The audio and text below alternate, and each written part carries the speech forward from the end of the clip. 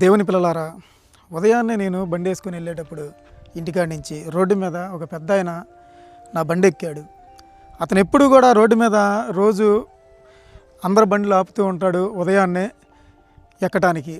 సరే ఒకరోజు నా బండి ఎక్కినప్పుడు అతను వచ్చేటప్పుడు, అయ్యా నా వయసు 72 సంవత్సరాలు ఉంటాయి అన్నాడు. పెద్దాయన, నువ్వు రోజు ఎక్కడికి వెళ్తావు నేను అడిగినప్పుడు, నేను రోజు క్యాటరింగ్కి వెళ్తానయ్యా, సప్లైకి వెళ్తాను అన్నాడు.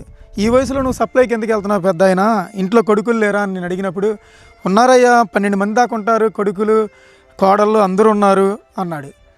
మరి నువ్వు ఈ ఈ 72 సంవత్సరాలు ఈ వయసులో నువ్వు పనికి ఎందుకు వెళ్తున్నావు అంటే, కొడుకులు నన్ను చూడరన్నారయ్యా, కోడళ్ళు కూడా మా భార్యాభర్తలు ఇద్దరిని చూడరన్నారు, నేనే నా భార్యను చూసుకోవాలి, నా భార్యని నన్ను నేనే పోషించుకోవాలి, కనీసం కోడలు కూర కూడా ఇది మాకు అని చెప్పి అన్నాడు. అప్పుడు నాకు కళ్ళంపు నీళ్ళు వచ్చినాయి.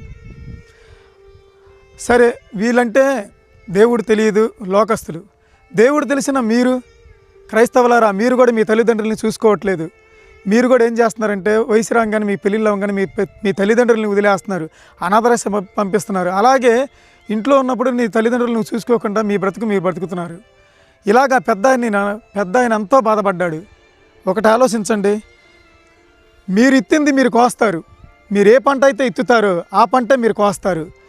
పాపం అనే పంట మీరు ఎత్తినప్పుడు ఆ పాపం అనే పంట కోస్తారు. రేపు మీ పిల్లలు పెద్ద అవుతారు, వాళ్ళకి పెళ్ళిళ్ళు అవుతాయి, అప్పుడు మీ స్థితి కూడా అలాగే ఉంటుంది. మిమ్మల్ని కూడా తీసుకెళ్ళి బయట వేస్తారు.